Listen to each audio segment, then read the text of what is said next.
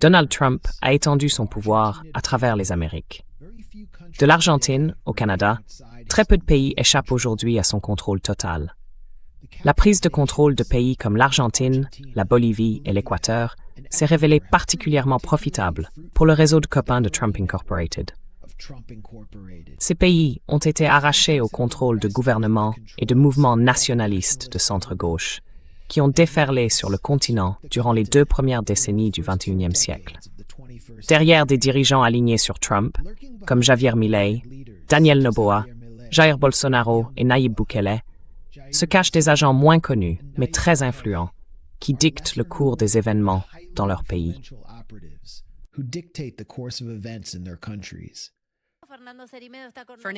Fernando est avec nous dans un rôle assez central, si j'ai bien compris.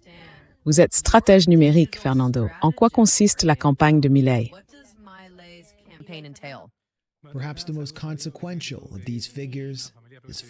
La figure la plus importante de toutes est peut-être Fernando Cerrimedo, conseiller de premier plan du président bolivien de droite, Rodrigo Paz. Il est connu comme l'homme du mouvement MAGA en Amérique latine. Le 18 août, Cerrimedo a été arrêté et accusé d'avoir orchestré une attaque qui aurait dû tuer son ex-petite amie, l'avocate bolivienne Nadia Belair. Belair a miraculeusement survécu à 4 tirs à bout portant. Depuis son lit d'hôpital, dans une tentative désespérée d'éviter d'assassiner, elle a dénoncé Cerrimedo.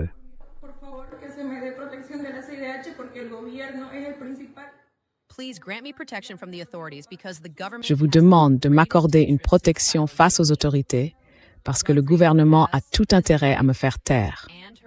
Rodrigo Paz, sa femme et sa belle famille réalisent des affaires considérables avec des courtiers. Ils gèrent toutes les assurances de chaque entreprise publique. Ce sont eux qui négocient les commissions des courtiers. Ce n'est pas Rodrigo Paz qui gouverne.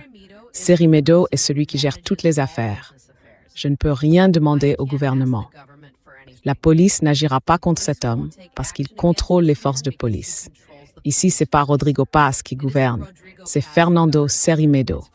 Et ils vont le protéger entièrement.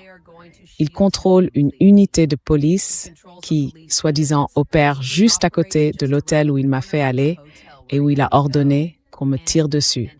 Pourquoi suis-je allé dans cet hôtel?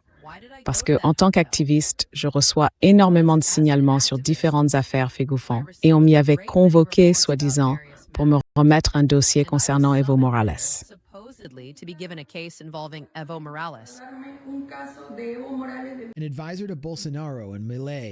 Ancien conseiller de Bolsonaro et de Milei, Cerrimedo est présenté comme ayant orchestré la supposée victoire électorale du président hondurien de droite, pro-Trump, Nasri Tito Asfura. Il a étendu son influence en Argentine en lançant des médias de droite comme la Derecha Diario et Carajo, afin de propulser la carrière de Javier Milei. Il s'est même attribué l'idée de faire sortir une tronçonneuse à Milei pour mettre en scène ses projets de coupe massive dans les dépenses sociales. Cette semaine, la compagne de Cerrimedo, Belair, a parlé avec les médias argentins du complot présumé visant à la tuer. Den mezi Milei volait jusqu'aux plus petites choses, tout parce qu'il plaise de Milei. He told me the Mileis stole even the smallest things and that everything went through Milei's sister. It seems he has some personal issue with the sister. On dirait qu'il a un problème personnel avec la sœur, ou je ne sais pas, mais c'était toujours ce qu'on disait au sujet de la sœur de Milei. Il m'a dit que Javier Milei était complètement incontrôlable, qu'il payait une petite amie, une danseuse de revue, pour lui donner une apparence de stabilité, et qu'il était chargé d'envoyer des prostituées aux responsables politiques parce que c'était le moyen qu'il avait de les contrôler.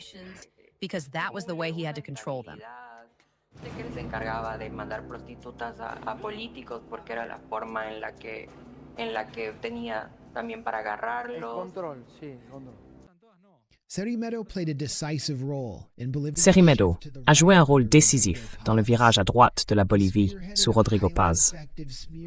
Il a mené une campagne de dénigrement très efficace contre Evo Morales, l'ancien président historique qui représentait la gauche rurale et indigène. Bellet a reconnu avoir participé à la fabrication de preuves contre Morales, à la demande directe de Seri Meadow. The judge was asking for evidence against Evo. Le juge demandait des preuves contre Evo et on lui a répondu qu'il ne pouvait pas les obtenir. Alors Seri Meadow m'a demandé d'aller chercher ses preuves. Il était aux États-Unis. Il m'a dit, s'il vous plaît, aidez-moi avec l'affaire Evo. Il n'y a rien de solide contre lui et ils vont le relâcher.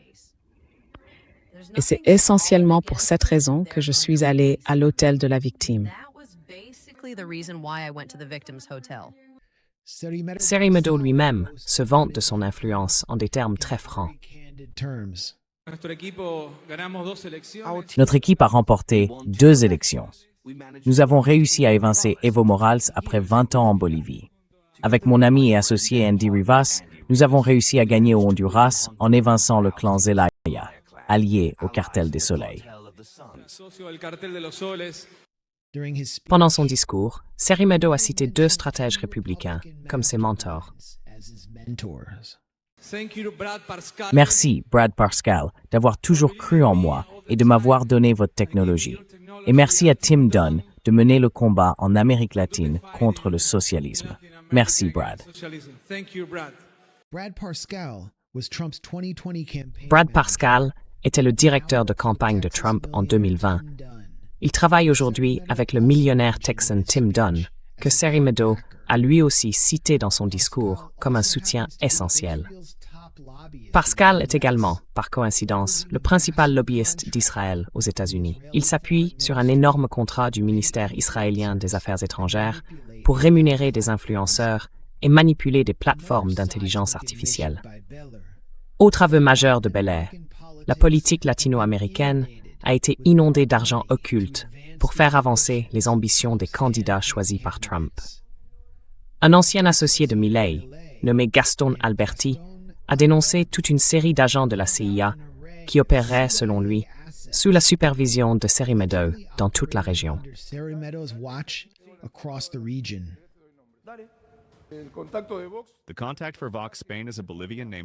L'interlocuteur de Vox Espagne est un Bolivien nommé Jorge Collazos. Parmi les contacts de Seri Meadow figurent Barry Bennett de la CEPAC et Frank Holder, un ancien agent de la CIA.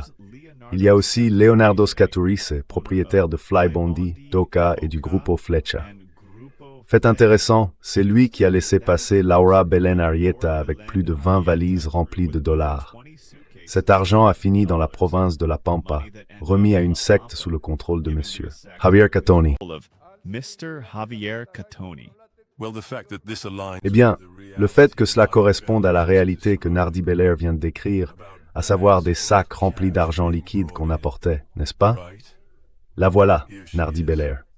C'est elle, c'est la femme de Seri Meadow.